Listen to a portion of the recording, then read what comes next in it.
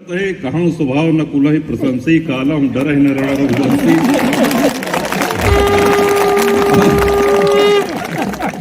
10 तारीख तक खबरों का इंतजार है। 10 तारीख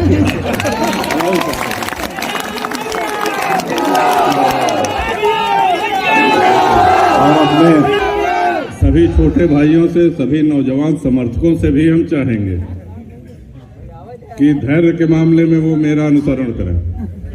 जब विभाग की सूची जारी होती है तो डॉक्टर साहब कहें कि कुंडा से आपका नाम फाइनल किया जाता है, तो गोपाल जी कहें कि मैंने अभी रोक के फाइनल करेंगे, देख लें कोई और अच्छा प्रत्याशी हो तो हम कहने बिल्कुल देख लें, पार्टी हित में अगर करो, हमसे बेहतर प्रत्याशी मिले तो हम ना लड़ा वो समर्थन हम करो। ये सब एक लंबा सफर हम लोग तय करें, इसमें धूप भी, इसमें छांव भी, इसमें संघर्ष भी, इसमें विश्राम भी, इसमें वरिष्ठ जनों का आशीर्वाद भी, इसमें नौजवानों की ऊर्जा, उनका संबल भी।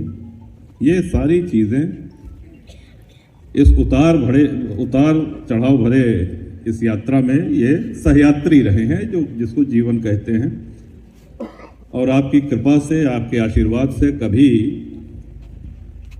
न दैन्यम न पलायनम, हर परिस्थिति का मुकाबला पूरे साहस के साथ और आपके आशीर्वाद के साथ किया। क्योंकि संघर्ष उस बात के लिए किया जो सही था। जैसे डॉक्टर साहब ने कहा, ये सही बात है कि मायावती जी की सरकार उस समय अल्पमत में थी और यही वजह था कि वो अपना बहुमत सिद्ध करना नहीं चाह रहे थे। हम लोग का ये था कि अगर बहुमत है तो राज करिए और बहुमत नहीं है तो गद्दी छोड़िए।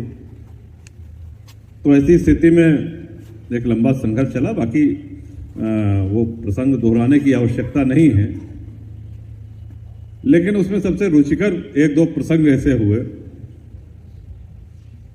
जो पहला मुकदमा कायम हुआ वो ये हुआ कि जब अब एक गिरफ्तारी नहीं भय है, तो एक फल विक्रेता के द्वारा एक FIR की गई कि राजा भैया और उनके पिताजी गाड़ी से जा रहे थे और उस गाड़ी में 2-3 और लोग बैठे थे, जो बाद में अज्ञात में वो डॉक्टर ओझा थे और गोपाल जी थे। तो आधा दर्जन केला और 1 किलो संतरा एका जमुना ही हुआ कि खाया जाए। तो फल वाले से हम गए, हमने लिया और जब उसने दाम बताया उसका, तो उतनी बात पे हमने पिस्टल निकाल के तान दिया कि हिम्मत कैसे पड़ी तुम जो है केला और संतरा के हो, तुम मुझको पहचानते नहीं हो। और मैं जहां से चाहता हूं, जिस दुकान से चाहता हूं जो चीज, वो उठा लेता हूं, और अगर कोई दुकानदार पैसा मांगता है तो उसको गोली मार देता हूं। ये लिखा पढ़ी में तहरीर है। तो इस तरह ये एक संकेत था कि ये बहुमत की मांग करना छोड़ दो, नहीं तो ये पृष्ठभूमि तैयार की जा रही है। हम समझ गए कि भेजे की तैयारी करना है। तो उस दिन हम क्या करें, हम अपन 2-4 कुर्ता पैजामा, चड्डी, बनियान, टूथब्रश, टूथपेस्ट, तौलिया, साबुन, तेल, कंघी, सब अटैची में पैक करके कि कब चले के पड़े, तो ये सब तैयार था।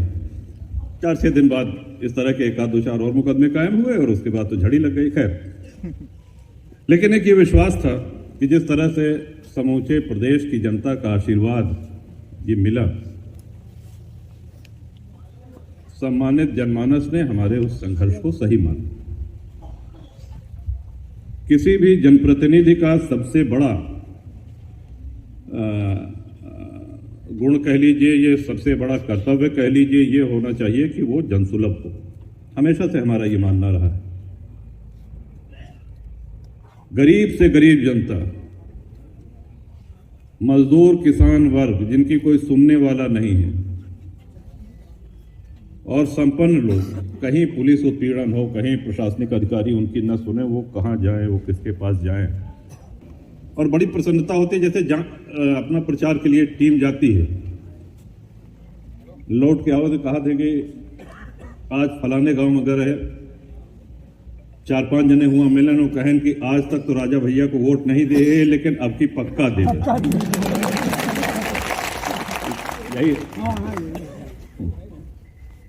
तो ये हमारे बुरे बहुत प्रसन्नता की बात है कि चले भले 28-29 साल लग गए प्रसन्न करे में, लेकिन प्रसन्न तो है। और एक बार जब प्रसन्न हो गए तो नाराज ना हो जाए। चुनाव इसलिए है कि जनप्रतिनिधि आपकी अच्छी सेवा कर सकें। सड़क, बिजली, पानी, शिक्षा, चिकित्सा, ये मूल 5 चीजें हैं जिनको हम विकास के नाम से जानते हैं। लेकिन इसके अतिरिक्त जनप्रतिनिधि का एक बहुत बड़ा दायित्व होता है कि हर सुख दुख में अपने सम्मानित मतदाता क्षेत्र की जनता के साथ खड़े रहना, उनके साथ कोई अन्याय न हो पावे, कोई शोषण न हो पाए, उनको कोई अपमानित न कर सके, और उसके लिए चाहे जितनी बड़ी लड़ाई लड़ना पड़े वो लड़ने में न तो पीछे है और लड़ने से गुरेज भी नहीं है। वैसे तुलसी बाबा के होत रहे तो अब ढेर जन कहा कहे कुछ लोग उल्टा सीधा बोल रहे हैं। देखिए, ये हर चुनाव में होता है। पार्टी के प्रत्याशी का दायित्व होता है वो अपनी पार्टी का मैनिफेस्टो बताए, अपनी पार्टी का एजेंडा बताए। साहब, इनके समय में विकास नहीं हुआ, सड़कें डामर की बनी थी, हमारी सरकार आएगी तो हम सोने चांदी की सड़कें बनवा देंगे।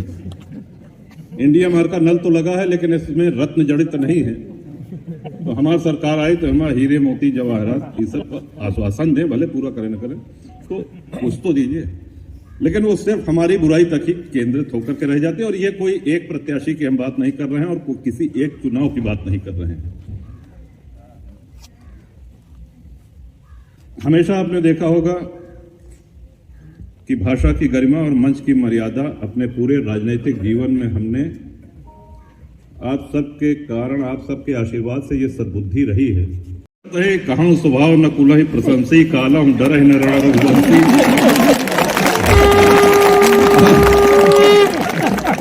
10 तारीख तक हम लोगों का इंतजार है। 10 तारीख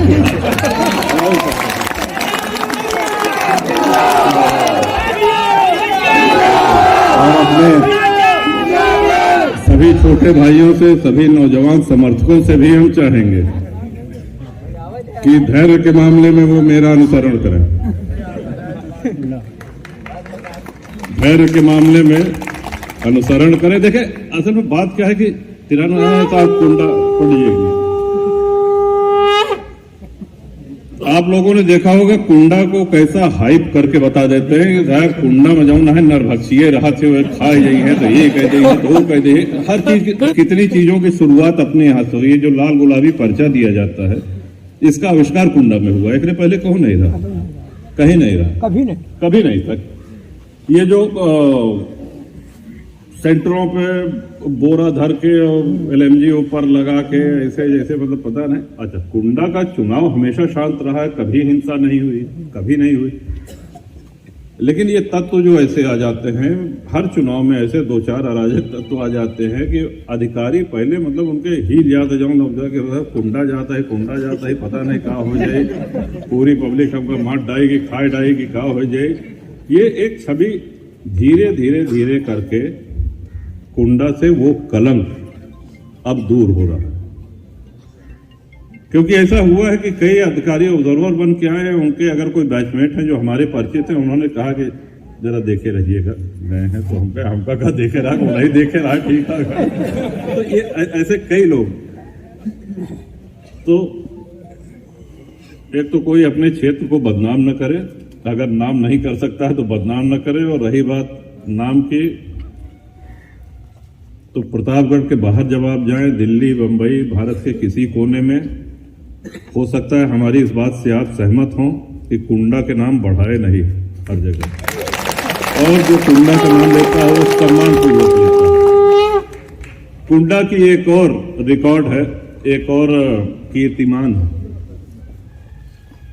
एक और जहां हर बार आप बढ़े हुए मार्जिन से जिताते हैं, प्रदेश में सर्वाधिक मार्जिन से जिताते हैं, वहीं बाकी वैसे चुनाव में आप देखिए कि ढूंढना पड़ेगा किसी को, सर्वाधिक मतों से कौन जीता, कहन बुलंदशहर की फला सीट पे ये जीत गए साहब, और कौन अब की बलिया की फला सीट से फला साहब जीत गए, उनका इतना मार्जिन रहा।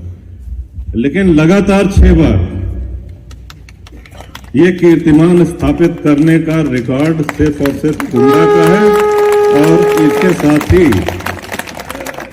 एक और रिकॉर्ड है कि हर विधानसभा के चुनाव में जो भी प्रत्याशी आए हैं, उनकी आप सबने हमेशा जमानत जब्त करा करके यहां से भेजा है। ये भी परंपरा है, तो मैं जमानत नहीं बता सकता। तो सारा चुनावी परिदृश्य आपके सामने है।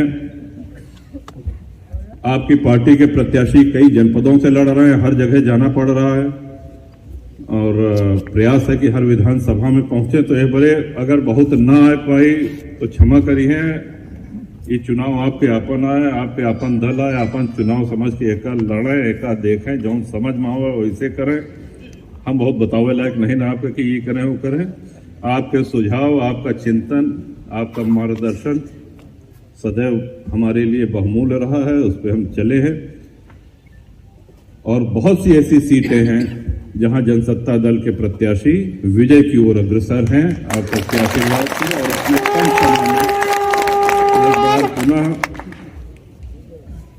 अगली पंक्ति से बैठे हुए, पिछली पंक्ति में खड़े हुए आप सभी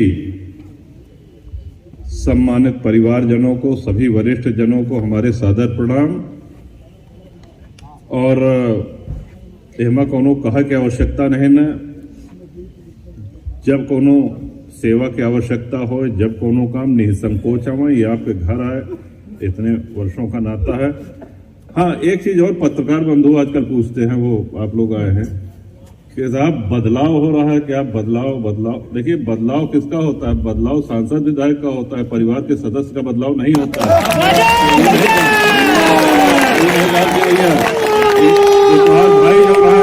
भाई तो आज जो है पिछले 15 साल से है तो एक बदल दे, नवा भाई बनाओ। बेटुआ पिछले 20 साल से है, बदल दे, अब नवा बेटुआ लिया हो। कहीं चाचा इतने साल से है, बदल दे, नवा चाचा लिया हो। तो ये बदलाव नहीं होती है। ये परिवार है और विश्व का सबसे बड़ा परिवार। आजकल इंटरव्यू देखा रहे तो सब परिवार, मतलब टीवी वाले आप लोग साहब बदलाव होगा क्या? और बाबागंज की स्थिति भी बहुत अच्छी है। कुंडा के बारे में हनुमान जी महाराज सामने हैं, उनका साक्षी मान के आपसे कहा था, कोनो नेतागिरी वाला भाषण नहीं। जितना हम सोचे रहे कि कुंडा अच्छा रही, उससे कहीं अधिक अच्छा कुंडा हमका दिखना पड़ा। एक बार पुनः हमारे सबके अगुआ आदरणीय बैजनाथ बाबा को सादर प्रणाम करते हुए, और बजरंगबली से कामना है कि जब अगला चुनाव विधानसभा के आवे तब वो आप यही तेरा आशीर्वाद दे हमें और हम सबके बीच में मौजूद रहे।